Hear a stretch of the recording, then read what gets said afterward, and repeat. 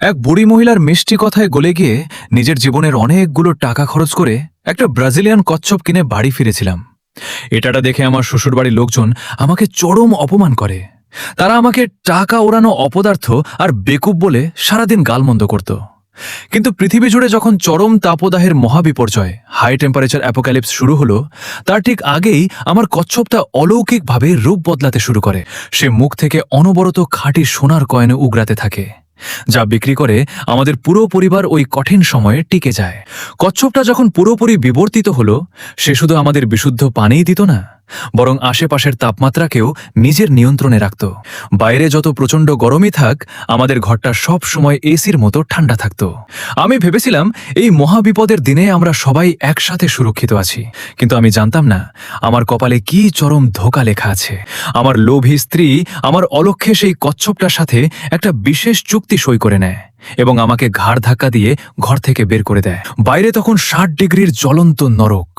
সেই প্রচন্ড তাপে ছটফট করতে করতে রাস্তার উপরেই আমার মৃত্যু হয়। उसी दिन पर रिबॉर्न हो चुका था जब मैं कछुआ खरीदने वाला था। भाई मैं देख सका हूँ तुम बहुत बड़े लकी पर्सन हो, लेकिन तुम्हारी किस्मत में एक बड़ा क्राइसिस है। अगर तुम बच गए तो बहुत बड़ा फॉर्च्यून मिलेगा। मेरे पास एक मेथड है जिससे तुम ये क्राइसिस पार कर सकते हो। ये कछुआ असल में 888 का है, लेकिन अभी सिर्फ 188 में मिल जाएगा। फेमिलियर वॉइस सुनकर मुझे समझ आ गया कि मेरा रीबर्थ हो चुका है। उसी लकी कछुए को खरीदने से पहले वाले दिन में पिछले लाइफ के एक्सपीरियंस के कारण मैंने तुरंत पैसे निकालकर उसे खरीद लिया और घर आ गया। जैसा कि एक्सपेक्टेड था, मेरी वाइफ और इन लॉज ने फिर मुझे बुरी तरह स्कोल्ड किया। मैंने जो बर्ड नेस्ट मंगवाया था वो कहाँ है? आज मुझे बर्ड नेस्ट और गोजी बेरी सूप पीना है। तुमने मेरी मदर की बात नहीं मानी। कितने डिसरिस्पेक्टफुल हो। बर्ड नेस्ट कहाँ है? इस बार मैंने स्मार्टनेस दिखाई और वाइफ और मदर इन लॉ को कुछ नहीं बताया, बल्कि अपनी दूसरी पॉकेट से एक ड्राई पेपर बॉल निकालकर मदर इन लॉ को दे दिया। वैसे भी उसे रियल और फेक का फर्क नहीं पता था। वह पेपर देखने में भी मार्केट के बर्ड नेस्ट जैसा ही लग रहा था। ये ही बर्ड नेस्ट है। सच बताओ, तुम मुझे फुल बना रहे हो क्या? बर्ड नेस्ट ऐसा कैसे हो सकता है? इतना कहकर मदर इन लॉ ने गुस्से में मेरे आर्म को जोर से पकड़कर ट्विस्ट कर दिया। मैं मासूम बनकर बोला, नहीं नहीं, यही है, ये बहुत स्पेशल वाला है। शॉपकीपर ने खुद कहा था कि ये रेयर स्टॉक है। मैंने बहुत रिक्वेस्ट करके आपके लिए डिस्काउंट में लिया है। ठीक है, समझदार बन गए हो। मुझे हंगर लगी है, जल्दी खाना बनाओ। फिर मैं किचन में खाना बनाने चला गया। उससे पहले मैंने सावधानी से कछुए को निकालकर एक फिश टैंक में रख दिया। पिछले लाइफ में इसी कछुए की वजह से मेरी वाइफ और मदर इन लॉ ने हाई टेम्परेचर एपोकलिप्स सर्वाइव किया था। फिर मैंने कछुए को हाइड कर दिया और खाना बनाने चला गया। 2 दिन बाद मेरा कछुआ गोल्ड कॉइन्स उगलने लगा। चमचमाते गोल्ड को देखकर मैं बहुत खुश हो गया। अब मेरी गुड लाइफ शुरू होने वाली थी। इस बार मैंने बिना देर किए रियल एस्टेट एजेंट को कॉल किया और सिटी से दूर एक विला खरीदने को कहा, जितना रिमोट हो सके उतना अच्छा। फिर मैंने सारे गोल्ड को कैश में बदल दिया। कुल 3 लाख बन गए। जैसे ही हाई टेम्परेचर एपोकलिप्स आएगा, इंसानों के लिए भी म्यूटेटेड एनिमल्स से लड़ना मुश्किल होगा। मुझे सिर्फ एनिमल्स ही प्रोटेक्ट कर सकते हैं। जैसे जैसे टेम्परेचर बढ़ता गया, कछुए के गोल्ड उगलने की क्वांटिटी भी बढ़ती गई। इसलिए मैंने तुरंत सर्वाइवल सप्लाईज खरीद ली और एक वाटर पावर जनरेटर भी डिजाइन करवाया, लेकिन उसे बनने में 1 मंथ लगेगा। अपने सामान को सेफ रखने के लिए मैंने बहुत सारे स्ट्रे कैट्स और डॉग्स को अडॉप्ट किया और रोज उन्हें खिलाकर उनसे बॉन्ड बनाने लगा। उसी दिन मैं एक नए आए हुए टैबी कैट को शांत कर रहा था। मुझे साफ दिख रहा था कि वह जल्द ही म्यूटेट होने वाला है और जल्दी ही उसकी इंटेलिजेंस अवेकन हो जाएगी। मैंने एक प्लेट में फ्रेश मीट रखा और तभी सामने वाले घर का ओल्ड मैन आ गया। वह मुझसे हमेशा फाइट करता था। पिछले लाइफ में भी वही मेरी वाइफ के कान भरकर मुझे घर से निकलवाने का रीजन बना था और मुझे हीट से मरने दिया था। इस बार उसने मुझे इतने अच्छे मीट से कैट को खिलाते देखा तो वह एंग्री हो गया। इतना अच्छा मीट एनिमल्स को दे रहे हो, पागल हो क्या? तू पागल है? ओह, अब रिप्लाई भी देने लगा। इसीलिए तेरी मदर इन लॉ तुझे फुल कहती है। इतना कहकर वह चला गया और मेरा फेस वाइट पड़ गया। वह फिर से कंप्लेंट करने गया था। वह मेरी वाइफ का फर्स्ट लव था और बाद में मदर इन लॉ ने उससे रिजेक्ट कर दिया था, जैसा कि एक्सपेक्टेड था। मेरी वाइफ और इन लॉज तुरंत आ गए और मुझे क्वेश्चन करने लगे। मेरी वाइफ ने कैट का बाउल पलट दिया और बोली, इंसान को ठीक से फूड नहीं मिल रहा और तुम कैट को खिला रहे हो। निकम्मे आदमी, क्या तुम चाहते हो मैं तुम्हें मारूं? उसकी मुठियां बारिश की तरह मेरे ऊपर बरसने लगी। वहीं जी बोधा आग में घी डालते हुए बोला, अगर मैं तुम्हारे घर का दामाद होता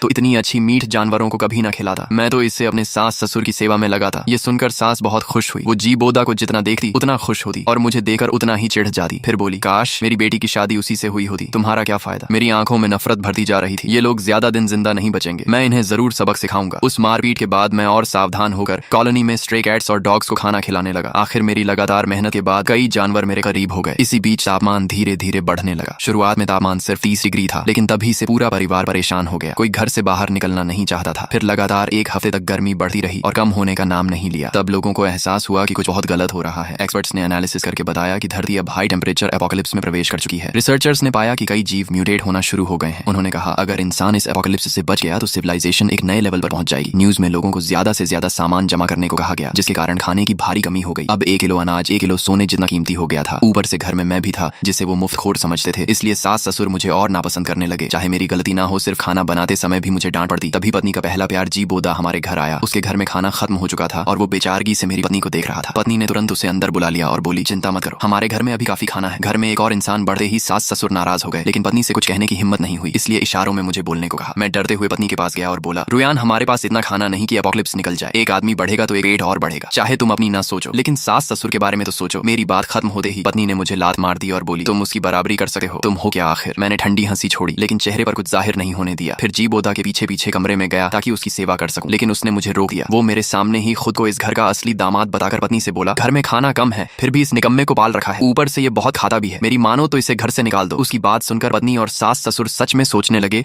कि इस घर में मेरी जरूरत क्या है, जैसे मैं सिर्फ खाना बनाने वाला मामूली आदमी हूँ। थोड़ी देर बाद सास की आंखों में बेरहमी चमकी और वो बोली, निकम्मे आदमी, ज्यादा खाता है, कम काम करता है, अब इस घर में तेरे लिए जगह नहीं है। फिर मेरी पत्नी ने मुझे दरवाजे पर रोक दिया, अंदर नहीं जाने दिया, यहाँ तक कि मेरे पैर तोड़ने के लिए हाथ में मोटा डंडा भी उठा लिया। मैं वहीं डर कर खड़ा रह गया। ससुर ठंडी नजरों से बोले, तुमने लगभग मेरे होने वाले पोते को खतरे में डाल दिया था, तुम्हारी मौत ही कम है। इस निर्दयी परिवार को देखकर मेरा दिल पूरी तरह टूट गया, लेकिन सच कहूं तो उनका मुझे घर से निकालना मेरे लिए फायदेमंद था। अंदर से मैं बहुत खुश था, लेकिन बाहर दुखी होने का नाटक करना पड़ा। मैंने जोर जोर से कहा, क्या तुम लोगों में जरा भी इंसानियत नहीं है? मैंने इतने साल तुम्हारी सेवा की और तुमने मुझे ऐसे छोड़ दिया। पूरी बिल्डिंग मेरी चीखें सुन रही थी, लेकिन एपोकलिप्स में ऐसी घटनाएं आम थीं, इसलिए कोई मेरी मदद को नहीं आया। फिर धड़ाम से दरवाजा बंद हो गया और मैं तुरंत कॉलोनी छोड़कर निकल गया। गेट पर पहुंचते ही मैंने अपने कछुए को देखा, जो पहले ही म्यूटेट होकर इंसान जैसा बन चुका था। उसने मुझे ठंडे पानी का एक वाटर बॉल दिया। मैं उसे लेकर अपने फार्म हाउस विला पहुंच गया। अभी तापमान तेजी से बढ़ रहा था, लेकिन जानवर पूरी तरह म्यूटेट नहीं हुए थे, इसलिए मुझे सावधान रहना था। फिलहाल सबसे बड़ा खतरा वही लालची परिवार था। उन्हें पता नहीं चलना चाहिए था कि मैं बाहर विला में ठंडी हवा और चिल्ड कोला का मजा ले रहा हूँ। जाने से पहले मैंने घर में कई हिडन कैमरास लगवा दिए थे और अब मैं उनकी हर हरकत देख रहा था। मेरे बिना उन्हें समझ आया कि मैं घर में कितना जरूरी था। अब कपड़े धोने और खाना बनाने का सारा काम सास को करना पड़ रहा था। वो लगातार शिकायत करती रहती। धीरे धीरे उसका जी बोदा से भी झगड़ा होने लगा, क्योंकि खाने की कमी थी और जी बोदा ऐसा आदमी नहीं था जो कम में गुजारा करे। आखिर एक दिन सास फट पड़ी और उसका बाल पकड़कर चिल्लाई, हर दिन सिर्फ खाता है, कुछ काम नहीं करता। निकम्मे आदमी। अपनी प्रेमिका को पिटे देख पत्नी ने उल्टा अपनी माँ को ही लात मार दी और बोली, बूढ़ी औरत, जरा संभल कर। अपनी बेटी और पति को किसी दूसरे आदमी के लिए बदलते देकर सास अंदर ही अंदर रोती रह गई और चुपचाप जाकर बर्तन धोने लगी। वहीं मैं विला में आराम से लेटा हुआ था, क्योंकि आज रात के बाद सारे जानवर म्यूटेट होने वाले थे। पत्नी और उसके परिवार ने पहले कॉलोनी में जानवरों पर बहुत अत्याचार किए थे, इसलिए जल्दी ही म्यूटेटेड बीस्ट्स उनसे बदला लेने आने वाले थे। रात होते ही मैंने कोर्टयार्ड में देखा कि स्ट्रे कैट्स और डॉग्स म्यूटेट होने लगे। सब 3 मीटर लंबे ताकतवर बीस्टमैन बन गए। सबसे ज्यादा खुशी मुझे अपने पाले हुए ब्लैक बेयर्स और टाइगर्स को देखकर हुई। आखिर मैंने जू लाइसेंस लेने में करोड़ों खर्च किए थे। अब सारे बीस्टमैन मेरे आसपास खड़े थे और मैंने संतोष से सिर हिलाया। आज से एपोकलिप्स में मेरा राज शुरू होने वाला था। उससे पहले मैंने न्यूज खोली तो पूरी दुनिया बीस्ट म्यूटेशन की बात कर रही थी। जिन लोगों ने कैट्स और डॉग्स पाल रखे थे उन्हें सबसे ज्यादा फायदा हुआ, क्योंकि अब उनके पास ताकतवर बीस्टमैन थे। इंसानी सोसाइटी टूट चुकी थी और लोग खुलकर लूटपाट करने लगे थे। सीन बदलते ही मैंने पत्नी के घर का हाल देखा। उनकी फैमिली हमेशा बेटियों को ज्यादा महत्व देती थी। सास लालची थी, ससुर मेल ईगो वाला आदमी था और जी बोदा बेहद जहरीला इंसान था, जिसने कई लोगों से दुश्मनी ले रखी थी। अब कॉलोनी के लोग अपने बीस्टमैन के साथ लूटपाट कर रहे थे और सबसे पहले निशाना मेरी पत्नी का घर बना। कई बीस्टमैन घर से सामान बाहर निकाल रहे थे। सास पागलों की तरह बाहर भागी और चिल्लाने लगी, तुम लोग डाकू हो क्या? कोई कानून नहीं बचा? लोग हंस पड़े और बोले, एपोकलिप्स में कानून की बात करती हो? जब तुम कॉलोनी में लोगों को परेशान करती थी तब कहाँ था कानून? फिर एक आदमी बोला, शुरुआत में तुमने अपने दामाद को घर से निकाला था, तब कानून याद नहीं आया। ये सुनकर सास चुप हो गई। ससुर जो हमेशा घर का राजा बनकर रहता था, वो गुस्से में लोहे की रॉड उठा लाया और बीस्टमैन पर मार दी। इससे बीस्टमैन पूरी तरह भड़क गया। ससुर भागना चाहता था, लेकिन देर हो चुकी थी। बीस्टमैन ने एक वार में उसे दीवार में दे मारा और उसके मुंह से खून निकल पड़ा। पूरा घर लूट लिया गया। ससुर अधमरी हालत में पड़ा था। सास डर से कांप रही थी और पत्नी अपने बेटे के साथ कोने में दुखी हुई थी। ये सब देखकर मैं हंस पड़ा। आखिर इन्हें भी अपने कर्मों का फल मिल रहा था। कुछ देर बाद ससुर होश में आया, लेकिन अब वो अपाहिज बन चुका था और बिस्तर से उठ नहीं सकता था। लेकिन उस परिवार के पास अब किसी की सेवा करने की ताकत नहीं थी। सिर्फ 3 दिन भूखे रहने के बाद पत्नी की मानसिक हालत खराब हो गई। सास पूरी तरह टूट चुकी थी और जी बोदा तो हर इंसान को चिकन लेग की तरह देखने लगा था। भूख से पागल हुए तीनों लोगों ने बिस्तर पर पड़े ससुर को देखा और उनके मन में एक खतरनाक विचार आया। तीनों ने एक दूसरे को देखा और सिर हिलाया। ससुर डर के मारे कांपते हुए बोला, मत करो बेटी, मैंने बचपन से लेकर आज तक तुमसे सबसे ज्यादा प्यार किया है। तुम कम से कम इस बात का ख्याल करो कि मैं तुम्हारा बाप हूँ। मेरे साथ ऐसा मत करो। लेकिन भूख से पागल हो चुकी पत्नी ने उसकी एक भी बात नहीं सुनी। ऊपर से सास भी आग में घी डाल रही थी। तुमने पूरी जिंदगी उसे सपोर्ट किया, अब उसका ऐसा मरना भी सही ही है। पत्नी ने भी सास की बात का साथ देते हुए सिर हिलाया। अरे पापा, आप आराम से मर जाइए। और उसी समय मैं शहर के बाहर बने लग्जरी विला के असली लेदर वाले सोफा पर आराम से लेटा हुआ था। मेरे सिर के ऊपर सेंट्रल एसी से निकलती 20 डिग्री की ठंडी हवा चल रही थी। मेरे सामने लगी विशाल स्क्रीन पर हिडन कैमरा के जरिए लियू परिवार का एक दूसरे पर टूट पड़ने वाला पूरा सीन 360 डिग्री एंगल से बिना किसी ब्लाइंड स्पॉट के लाइव लाइव चल रहा था। मेरे हाथ में बर्फ से भरा एक गिलास था जिसमें फिजी ड्रिंक डली हुई थी और मैं बर्फ के ग्लास से टकराने की साफ टनटनाहट सुनते हुए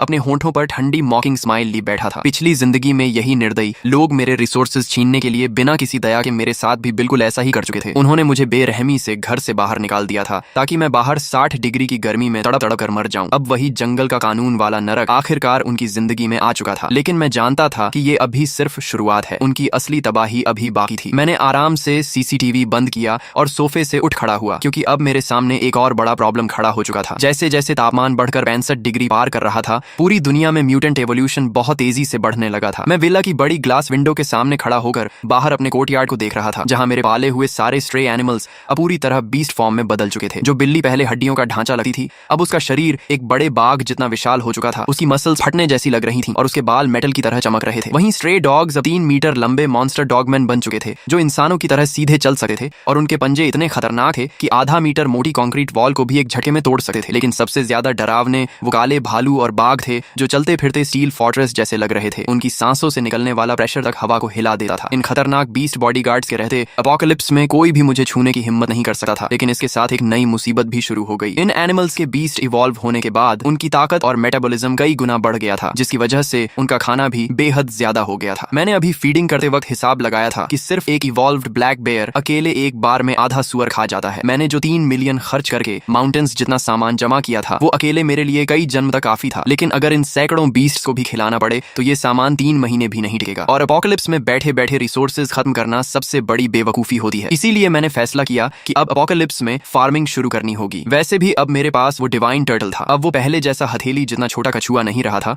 उसका शरीर अब एक भारी आर्मर्ड व्हीकल जितना विशाल हो चुका था और वो विला के बीच बने खास वाटर पूल में चुपचाप पड़ा रहता था। उसके शेल पर अजीब रहस्यमयी निशान बने हुए थे और उसके मुंह से लगातार साफ प्योर वाटर निकलता रहता था। वाटर रिसोर्सेज और कांस्टेंट टेम्परेचर वाला एनवायरनमेंट, ये दोनों चीजें हाई टेम्परेचर अपोकलिप्स में इंसानी जिंदगी से भी ज्यादा कीमती थीं और यही मेरी सबसे बड़ी ताकत थी। मैंने तुरंत एक्शन लिया, फोन खोला, प्राइवेट सैटेलाइट नेटवर्क से कनेक्ट हुआ और देश के बचे हुए सर्वाइवर्स के डार्क वेब फोरम पर एक भारी रिवॉर्ड वाला पोस्ट डाल दिया। मैंने पूरे देश से टैलेंटेड लोग बुलाए, खासकर एग्रीकल्चर एक्सपर्ट्स और मैकेनिकल इंजीनियर्स, क्योंकि इस अपोकलिप्स में जमीन पूरी तरह सूखकर पत्थर जैसी हो चुकी थी और सिर्फ इंसानों के बल पर खेती करना नामुमकिन था। मशीन्स की मदद से फार्मिंग करना ज्यादा आसान और तेज था। पोस्ट डालने के सिर्फ 10 मिनट बाद ही कमेंट्स फट पड़े। जैसा मैंने सोचा था वैसे ही बहुत सारे सर्वाइवर्स मुझसे कांटेक्ट करने लगे। लेकिन उनमें सबसे ज्यादा हैरान करने वाली चीज थी, एक ग्रुप बंकर में फंसे हुए टॉप साइंटिस्ट्स ने मेरे पोस्ट का जवाब दिया। ये लोग अपोकलिप्स के दौरान देश द्वारा स्पेशली प्रोटेक्टेड रिसर्चर्स थे। ये सिर्फ हाई टेम्परेचर अपोकलिप्स के क्लाइमेट चेंजेस पर रिसर्च नहीं कर रहे थे, बल्कि ऐसी क्रॉप्स बनाने पर भी काम कर रहे थे जो एक्सट्रीम हीट में भी ग्रो कर सके। मैंने सीधे नेशनल शेल्टर के हेड से कांटेक्ट किया। जब मैंने उन्हें अपनी आइस वाटर से नहाने वाली वीडियो दिखाई और अनलिमिटेड पानी व पूरी सेफ्टी देने का प्रॉमिस किया तो उन्होंने तुरंत फैसला ले लिया। देश भर के रेस्क्यू बेसिस से टॉप साइंटिस्ट, एग्रीकल्चर एक्सपर्ट्स और मैकेनिकल इंजीनियर्स को मेरे पास भेजा गया। उनकी सेफ्टी के लिए मैंने अपनी सबसे ताकतवर म्यूटेटेड जायंट टाइगर्स को भेजा जो specially modified armoured refrigerated truck खींचकर उन्हें लेने गए। जब वो साइंटिस्ट मेरे इलाके में पहुंचे और गेट के अंदर आए तो सबकी आंखें फटी रह गईं। बाहर की दुनिया 60 डिग्री से ज्यादा गर्मी वाला नर्क बन चुकी थी। रोड्स तक पिघल रही थी, लेकिन यहाँ ठंडी हवा चल रही थी। हर तरफ हरियाली थी और थर्मोमीटर सीधा 22 डिग्री पर रुका हुआ था। सबसे ज्यादा डर उन्हें तब लगा जब उन्होंने विला के अंदर और बाहर सैकड़ों विशाल बीस्टमैन को देखा जो बुलेट प्रूफ टैक्टिकल वेस्ट पहने ट्रेन्ड बॉडीगार्ड्स की तरह खड़े थे। लेकिन असली शॉक तब मिला जब उन्होंने पूल में मौजूद उस डिवाइन टर्टल को देखा। उसके मुंह से वाटरफॉल की तरह लगातार साफ प्योर वाटर निकल रहा था। ये देखकर कई बूढ़े एग्रीकल्चर एक्सपर्ट्स की आंखों में आंसू आ गए और वो वहीं घुटनों पर बैठ गए। ये मिरेकल है, लाइफ साइंस का मिरेकल। चीफ एग्रीकल्चर प्रोफेसर लिन लैंग ने मेरा हाथ पकड़ते हुए कांपती आवाज में कहा, अब इस एंडलेस वाटर सोर्स और कांस्टेंट टेम्परेचर फील्ड की वजह से अपोकलिप्स में फार्मिंग पॉसिबल हो गई है। ह्यूमैनिटी बच सकती है। उसके बाद सब तुरंत काम में लग गए। एक्सपर्ट्स ने बीस्टमैन को हेवी लेबर की तरह इस्तेमाल करते हुए विला के आसपास की जमीन पर तेजी से खेती शुरू कर दी। हमने बहुत बड़े ग्रीन हाउस बनाए जो latest aerospace heat insulation material से बने थे। ये बाहर की 60 डिग्री वाली डेडली हीट और अल्ट्रा वायलेट रेस को पूरी तरह रोक देते थे। ऊपर से टर्टल के वाटर कूलिंग सिस्टम की वजह से ग्रीन हाउस के अंदर का टेम्परेचर हमेशा 25 डिग्री पर रहता था, जो खेती के लिए परफेक्ट था। सीड्स वो specially gene edited drought resistant crops लाए थे। प्योर वाटर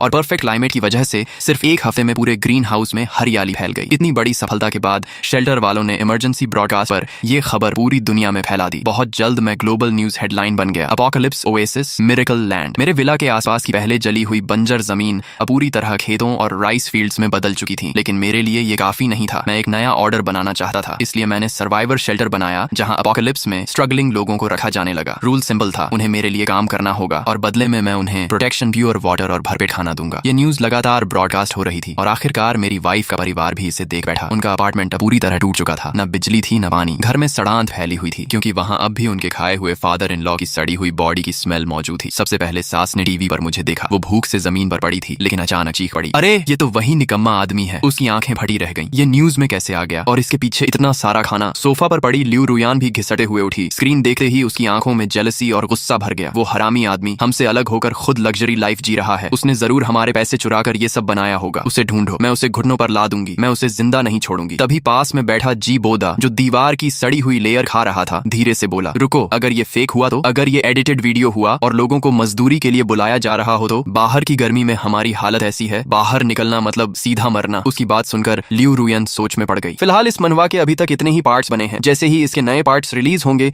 उनका पूरा एक्सप्लेनेशन सबसे पहले इसी चैनल इट्स युवा पर आएगा। इसीलिए चैनल को सब्सक्राइब करके बेल आइकॉन ऑन कर लो ताकि अगला पार्ट मिस न हो।